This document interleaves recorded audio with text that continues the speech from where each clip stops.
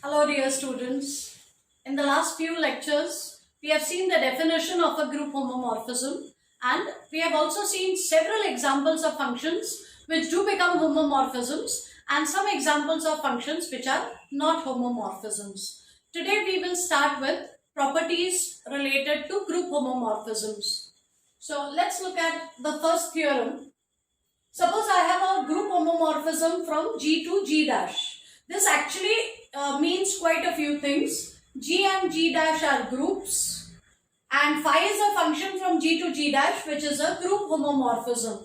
That means for this function, image of the product is equal to product of the images. So, if I have two groups G and G dash and I have a function from G to G dash which happens to become a homomorphism from G to G dash, then as a first property we are going to prove that the identity in this group is going to be mapped to the identity in this group. So no matter what group G is or what group G dash is or what is the homomorphism from G to G dash, the identity of E, the moment I say that phi is a homomorphism, I will prove that identity in this group has to go to the identity in this group. I denote the identity of G by E and the identity of G dash by E dash. So in the very first property, we are going to prove that identity of the domain will be connected to the identity of the codomain. So let's prove this property.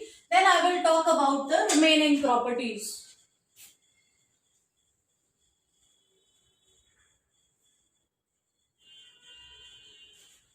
So firstly, E is identity in G and we know that E times E is equal to E. I have not written anything in between, but it is understood that between these two elements, I have the operation that's coming from the group G.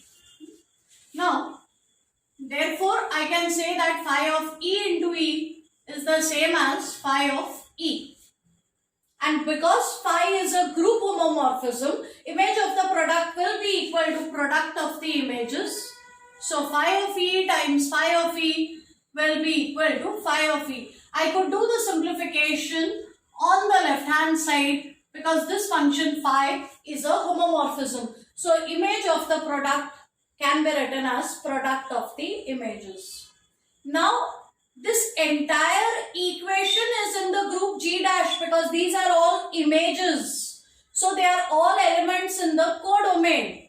If I take the identity of the codomain as E dash, remember any element of G dash combined with the identity of G dash will give us the same element. So because here I am exclusively dealing with elements of G dash, I can introduce the identity of G dash wherever I want.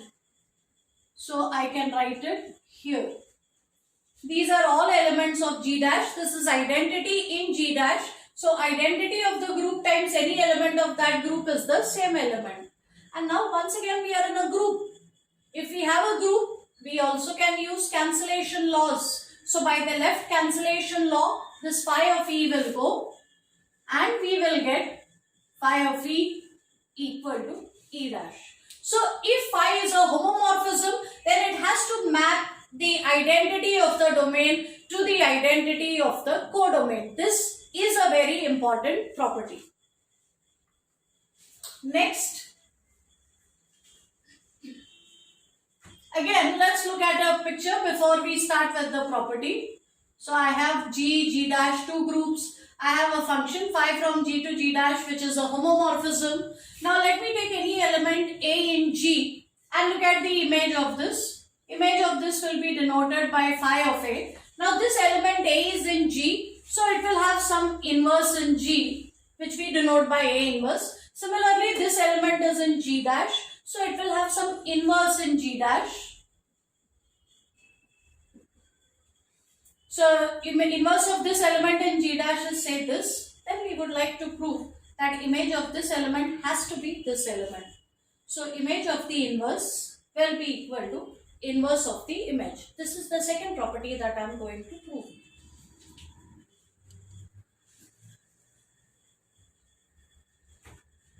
So let me take any element A in G because this is all happening in a group, there will be an inverse for this element which we denote by a raised to minus 1, and we know that the inverse satisfies this property. So let me start with this. Since a times a inverse is e, let me take the images.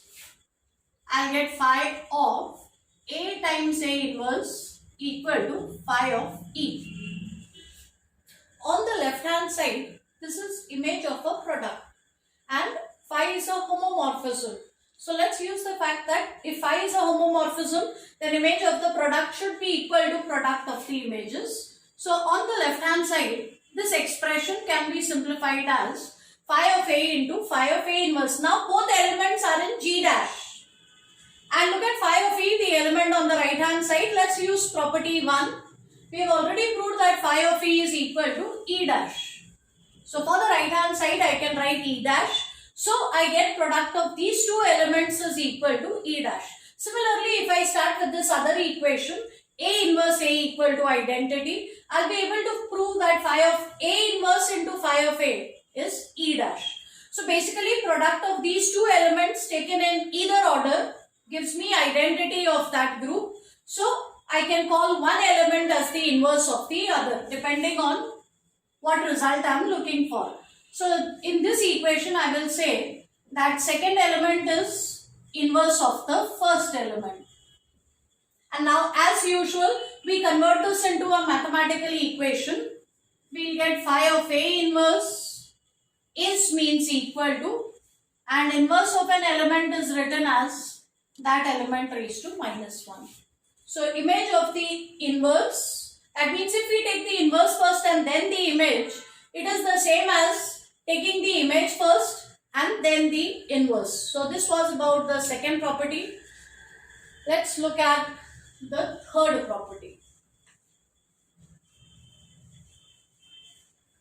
The third property says, if I take any element a in G, then phi of a raised to n is phi of a bracket raised to n for every integer n. So let a belong to G. We have to prove that phi of a raised to n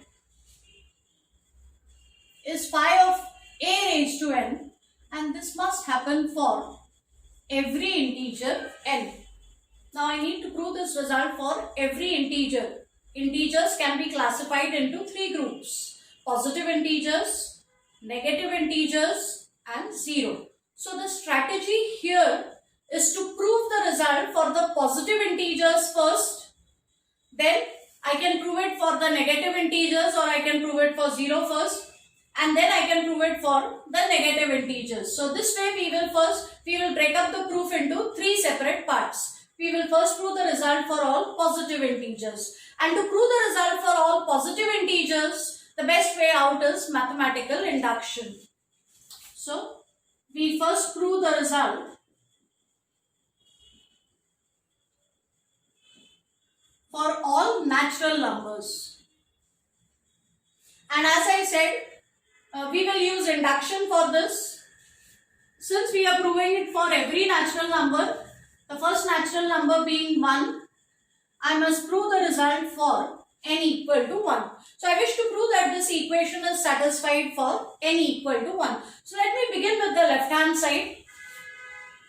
Let's put n equal to 1. So left hand side of the equation will be phi of a raised to 1. But a raised to 1 is the same as a. So this will be phi of a. And we can always write this as phi of a raised to 1. Okay. So phi of a raised to 1 becomes phi of a. That means if I replace n by 1, I get phi of a raised to 1 equal to phi of a bracket raised to 1. In other words, this equation is satisfied when n is equal to 1. Now, let us assume,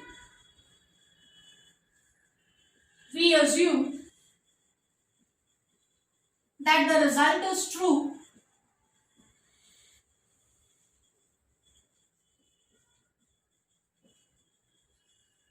for some natural number m. So let us assume that this result is true for some natural number. That means phi of a raised to n is phi of a bracket raised to n. So we are assuming that the result is true for m, and we will prove that the result has to be true for the next integer, that is n plus 1. So we start with the left hand side. Look at the image of a raised to m plus 1. Now a raised to m plus 1, we can use laws of indices and split it as a raised to m times a. And let's use the fact that phi is a group homomorphism. So image of the product is equal to product of the images, and therefore this will be equal to phi of a raised to m into phi of a.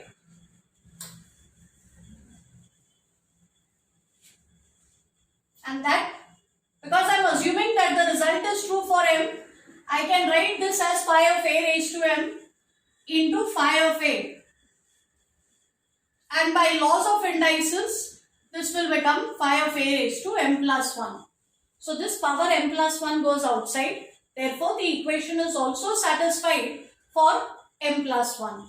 And so whenever I assume that the result is true for a particular integer, automatically it's also true for the next one. Therefore, by induction, the result is true for every natural number. So this way, I have proved the result for all positive integers. Let me now prove it for 0.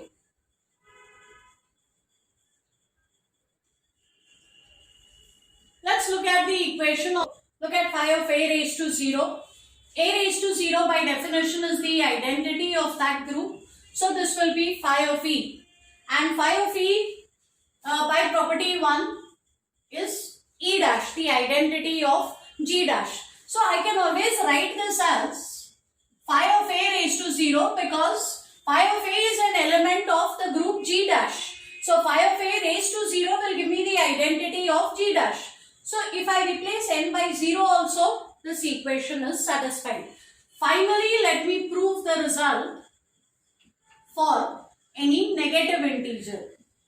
So let n be any negative integer.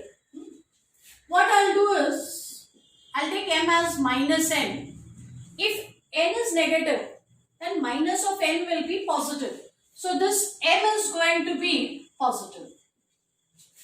Now let us look at phi of a raised to n. Now I can replace n by minus m. So this will be phi of a raised to minus m. And I can write this as phi of a inverse raised to m by using laws of indices. And m is a positive integer. In case 1, I have proved the result for all positive integers. So I make use of case 1 to take that power m outside the bracket.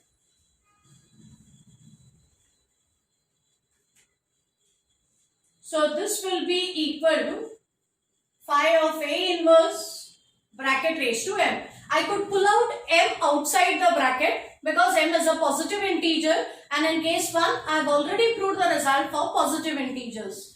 And now let me make use of property 2. Phi of a inverse is phi of a bracket raised to minus 1, so you can pull out the inverse. So this can be written as phi of a raised to minus 1 raised to m. So this way, by using 2 steps, in one step I take the positive power of the positive part of the power outside, and then I take the negative part. So again, using laws of indices, this will be phi of a raised to minus m, but minus m is equal to n. So even when n is negative, by splitting it up in 2 parts, I can still take the power outside. So now it means that the result is true for all negative integers also. And as a final property, let me prove that order of phi of a will have to divide the order of a. Of course, here the assumption is that the order is finite. So let me take the order of a as n. That means a raised to n is identity. This is the least such positive integer for which the equation is satisfied. Now let me take the image of a raised to n. This will be equal to phi of e, and I can take this power outside. So phi of a raised to n will give me e dash. So this power of this element is giving me the identity in that group. Phi of a is in g dash, e dash is identity of g dash. So this element raised to this power is the identity. However, I do not know if this is the smallest power which will work for phi of a. But all I can say is that if there is some such integer for which the equation is satisfied, then the order of that element has to be a divisor of that power. And let's put back the value of n. That means order of phi of a has to divide the order of a. That gives us our last property. That's all for now. In the next lecture, we will look at a few more properties. Thank you.